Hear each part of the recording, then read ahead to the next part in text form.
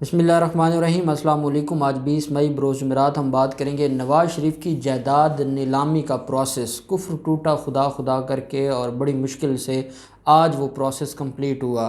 کتنی بڑی رکاوٹیں ڈالی گئیں، آج میونسپل کمیٹی ہال شیخو پورہ میں کیا ہوتا رہا اور کتنے میں بولی لگی اور کتنی بڑی ریکوری ہوئی ہے حکومت پاکستان کو، کتنی بڑی کامیابی ہے یہ نیب کی اور پاکستان کے اداروں کی۔ بڑی اہم تفصیلات میں آپ کے ساتھ شیئر کرنے جا رہا ہوں، اور اس نیلامی سے جاتی عمرہ میں جو صف ماتم بچھی ہے اس کی وجہ کیا ہے وہ اہم ڈیٹیلز بھی میں آپ کے ساتھ شیئر کرنے جا رہا ہوں۔ آپ جانتے ہیں احتساب عدالت اسلام آباد میں توشہ خانہ ریفرنس میں یہ جو جائیدادیں ہیں ان کی نیلامی کا حکم جاری ہوا تھا۔ آپ کے علم میں ہے کہ نواز شریف کے خلاف ایلیگیشن تھا، ایک ریفرنس فائل کیا گیا تھا اور اس ریفرنس میں یہ کہا گیا تھا کہ نواز شریف نے جو بڑا فائدہ اٹھایا ہے توشہ خانہ سے اور یوسف رضا گیلانی سے گاڑیاں حاصل کی ہیں، اور 15% ان کی جو ٹوٹل اماؤنٹ کا جو پرسنٹیج تھی 15% وہ ادا کر کے انہوں نے گاڑیاں حاصل کیں، جو کہ غیر قانونی تھا، اور ان کے خلاف یہ معاملہ آپ جانتے ہیں کہ چلتا رہا۔ اس کے علاوہ جو انلیگل پلاٹ الاٹمنٹ کیس ہے میر شکیل الرحمان والا، اس میں بھی ان کی جائیداد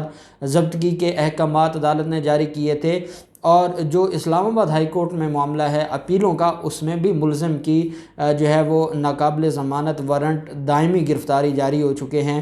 یہ ان کے خلاف مختلف پروسیڈنگز تھیں۔ جب ان کی جائیداد ضبطگی کا معاملہ آیا تو بیرسٹر جہانگیر جدون صاحب ایک درخواست لے کر گئے تھے اور اسلام آباد ہائی کورٹ میں ایک درخواست فائل کی تھی کہ توشہ خانہ ریفرنس میں جو کارروائی ہو رہی ہے مجرم نواز شریف کے خلاف وہ انتہائی غلط ہے اور اس کو روکا جائے، کیونکہ یہ ان کی غیر موجودگی میں ہو رہی ہے۔ جب عدالت نے پوچھا بھی وہ ہے کدھر، تو عدالت کو بتایا گیا کہ وہ تو لاہور ہائی کورٹ کے حکم سے باہر ہے۔ عدالت نے کہا کہ ہم سے تو 8 ہفتوں کی ضمانت لے کر گئے تھے، تو کیا آگے جو وفاقی حکومت ہے یا پنجاب حکومت کا ہم نے کہا تھا کہ پنجاب حکومت اس کو مزید ایکسٹینڈ کر سکتی ہے، تو کیا پنجاب حکومت سے مزید ضمانت ایکسٹینڈ کروائی ہے؟ بیرسٹر جہانگیر جدون صاحب نے فرمایا کہ نہیں کروائی، تو عدالت اس کے اوپر بھڑک اٹھی تھی اور پھر اپیلیں عدالت نے سماعت کے لیے مقرر کر دی تھی۔ پھر آپ جانتے ہیں کہ وہ اشتہارات کا معاملہ اور جو بیرون ملک پاکستانی جو سفارت خانہ ہے لنڈن کا، وہاں کے جو آفیشلز ہیں ان کے بیانات قلم بند کیے گئے اور ساری فارمیلٹیز بڑی تسلی کے ساتھ اسلام آباد ہائی کورٹ نے پوری کی۔ آج اسلام آباد ہائی کورٹ نے جو یہ 6 اپیلیں ہیں نواز شریف کی، مریم نواز کی، کیونکہ مریم نواز اور نواز شریف کو ایون فیلڈ ریفرنس میں سزا ہوئی ہے، نواز شریف کو 10 سال سزا ہوئی تھی اور مریم نواز کو 7 سال، جبکہ کیپٹن ریٹائرڈ صفدر کو 1 سال کی سزا ہوئی تھی ایون فیلڈ ریفرنس میں۔ العزیزیہ ریفرنس میں نواز شریف کو 7 سال کی سزا ہوئی تھی، جبکہ جو فلیگ شپ ریفرنس ہے اس میں ملزم کو بری کر دیا گیا تھا۔ تو نیب نے تینوں ریفرنسز میں ایک ایکیوٹل کے خلاف اپیل کی ہوئی ہے فلیگ شپ ریفرنس میں، اور دونوں اپیلوں میں مجرمان کی سزائیں بڑھانے کی اپیلیں کی ہوئی ہیں، جبکہ ملزمان نے اپنی جو ہے وہ سزائیں ختم کرنے کی اپیلیں کی ہوئی ہیں۔ یہ ٹوٹل 6 اپیلیں ہیں، اور عدالت نے 25 مئی کے لیے، یہ جو 25 مئی آنے والی ہے اس کے لیے یہ 6 اپیلیں سماعت کے لیے مقرر کی ہوئی ہیں۔ تو یہ جو ہے وہ نواز شریف کے خلاف کیس تھا۔ جب ان کی درخواست یہاں سے خارج ہوتی ہے اور پراپرٹی اٹیچ ہو جاتی ہے، اور پراپرٹی اٹیچ ہونے کے بعد جو بڑا جو ایک کام عدالت کی طرف سے کیا جاتا ہے وہ 22 اپریل 2021 کا آرڈر ہے جس میں نیلامی کا حکم جاری کر دیا جاتا ہے۔ یہ جو نیلامی کا ورڈ ہے یہ بڑا ڈینجرس ورڈ ہے۔ جب کسی کی جائیداد نیلام ہوتی ہے تو یہ اس کے لیے اتنی بڑی جو ہے وہ ایک قابل جو ہے وہ تشویش آپ کہہ سکتے ہیں، یا ایک ذلت کا سبب ہوتی ہے کہ جب کہ عدالتیں کسی کی جائیداد نیلام کر دیتی ہیں۔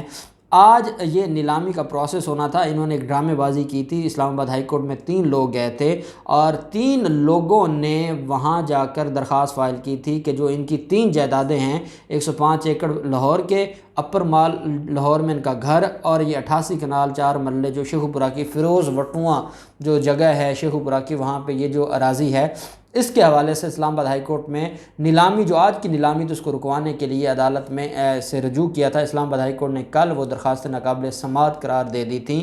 آج جب یہ شروع ہوتی ہے نیلامی، اور میں یہ آج دیکھ رہا تھا اور ہمارے جو دوستوں سے میں ڈسکس کر رہا تھا کہ کیا نواز شریف جیسا طاقتور شخص جو 3 دفعہ وزیر اعظم رہا ہو اور اس وقت بھی پنجاب میں اچھی خاصی ان کے پاس جو ہے وہ سیٹیں ہوں، اور میاں جویل لطیف کا اورانہ تنویر کا علاقہ ہو، اور وہاں کون خریدے گا نواز شریف کی جائیداد کو، اور کون اتنا بڑا رسک لے گا کہ نواز شریف کی جائیداد خریدے؟ اور ان کو پتہ ہے کہ شریف خاندان کبھی بھی جو ہے وہ اپنے مخالفین کو معاف نہیں کرتا یا ان کے خلاف جو کاروائیاں ہیں وہ ختم نہیں کرتا۔ اور آپ جانتے ہیں کہ میڈیا کے اوپر آج صبح ہی یہ چلنا شروع ہو گیا کہ کوئی جو ہے وہ اس میں انٹرسٹ نہیں لے رہا، کوئی جائیداد خریدنا نہیں چاہتا، کوئی جو ہے وہ بولی میں اپنا جو ہے وہ پارٹیسپیٹ نہیں کر رہا۔ ایڈیشنل ڈپٹی کمشنر ہیں شیخو پورہ کے ڈاکٹر فیصل سلیم، ان کی نگرانی میں یہ بولی ہو رہی تھی، اور اس میں جو انچارج تھے اس بولی کے وہ تھے اجمل فاروق، وہ انچارج تھے۔ اس کی جو ابتدائی جو رقم ہے، جو قیمت ہے، وہ 70 لاکھ روپے پر ایکڑ مقرر کی گئی تھی۔ اب یہ 88 کنال 4 مرلے ہیں، تو اس کا مطلب ہوا کہ یہ 11 ایکڑ اور 4 مرلے زمین ٹوٹل تھی، اور پر ایکڑ جو زمین ہے وہ 70 لاکھ روپے سرکاری اس کی قیمت تھی۔ اب بولی سے مراد یا نیلامی سے مراد یہ ہوتا ہے کہ اب 70 سے اوپر بولی شروع ہوگی، 70 سے نیچے تو دی ہی نہیں جا سکتی۔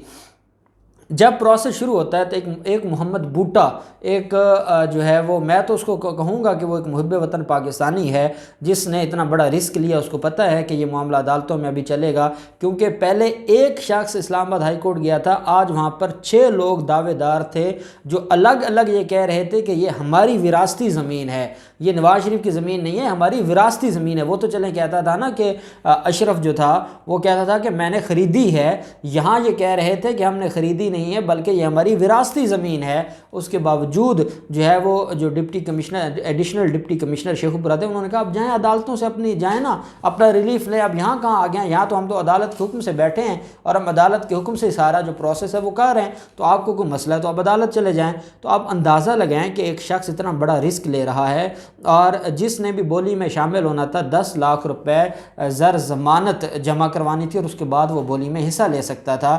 محمد بوٹا پہلا شخص تھا۔ حالانکہ میڈیا نے بڑی جو ہے اس کے اوپر بات کی، جیو نیوز آج بڑا خوش تھا کہ کوئی خریداری نہیں کرے گا، اور یہ بھی بتاتے ہیں کہ کیپٹن ریٹائرڈ صفدر پورا ہفتہ شیخو پورہ میں رہا ہے۔